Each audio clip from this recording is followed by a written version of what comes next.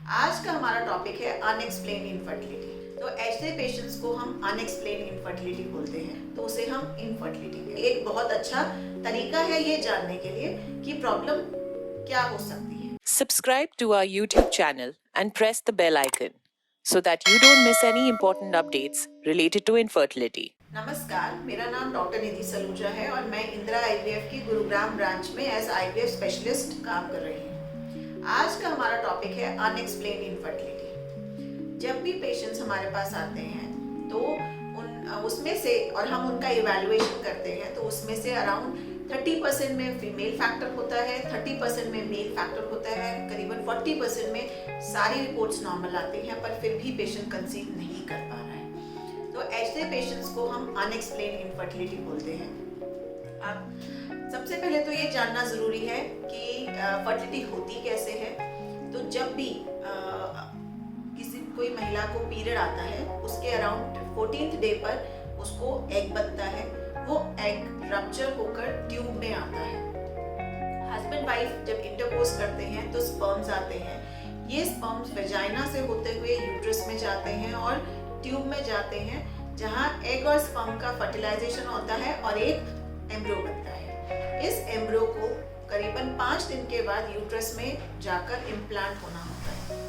यदि ये प्रोसीजर नहीं हो पा रहा है तो उसे हम इनफर्टिलिटी कहते हैं। अब इसके लिए कुछ स्पेसिफिक टेस्ट होते हैं, जैसे पहले ये देखा जाता है कि महिला को एग बन रहा है या नहीं, वो बन रहा है तो क्या वो फूट पा रहा है कि नहीं। सेकेंड है कि ट्यूब पेटेंट है या नहीं, एंड थर्ड है स्पर्म सीमन एनालिसिस, जिसमें हम स्पर्म का काउंट और मोटिलिटी दोनों चेक करते हैं।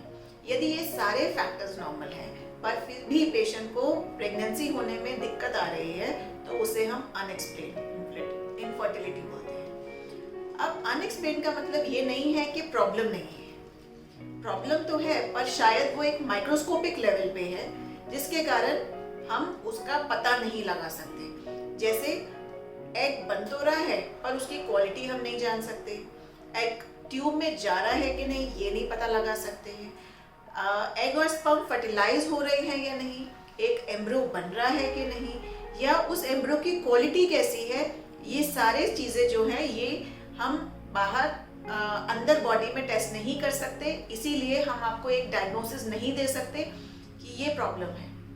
अब ऐसे पेशेंट्स को घबराना नहीं चाहिए।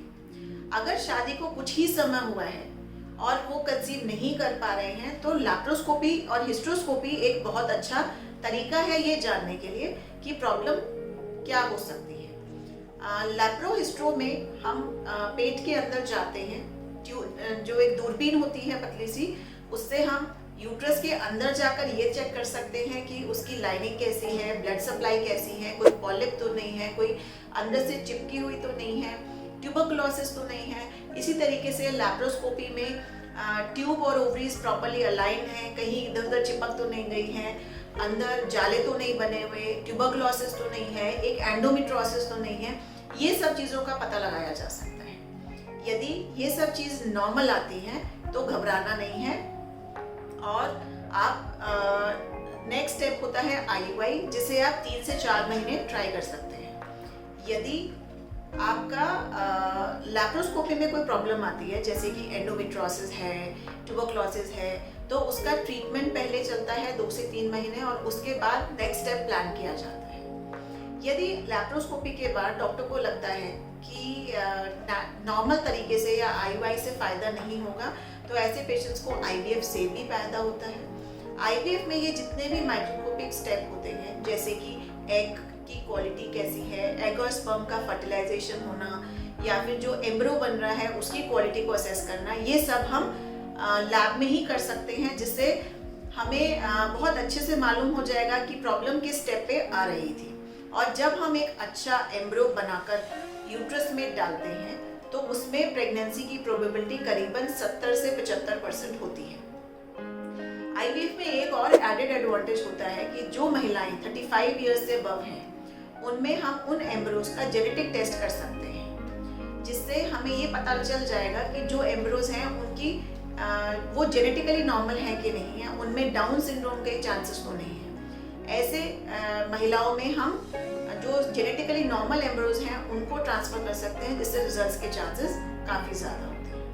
तो यदि आपका डायग्नोसिस अनएक्सप्लेन इनफर्टिलिटी है और शादी को थोड़ा ही समय हुआ है तो आप लैप्रो के बाद IUI ट्राई कर सकते हैं। पर यदि आपकी शादी को काफ़ी समय हो गया है और काफ़ी ट्रीटमेंट के बाद भी प्रेगनेंसी नहीं आ रही है तो ऐसे पेशेंट्स को वेट नहीं करना चाहिए, एक अच्छे IVF स्पेशलिस्ट से मिलना चाहिए और एक प्रॉपर ट्रीटमेंट लेना चाहिए। यदि इससे संबंधित आपको कुछ भी जानकारी चाहिए हो तो आप दिए गए नंबर पे कॉल कर सकते हैं या आकर मिल सकते हैं। Thank you. For more information, visit our website www.indraivf.com or call 1-800-309-4410. Keep following us and leave your fertility related questions in the comments below and get answers from Indira IVF doctors.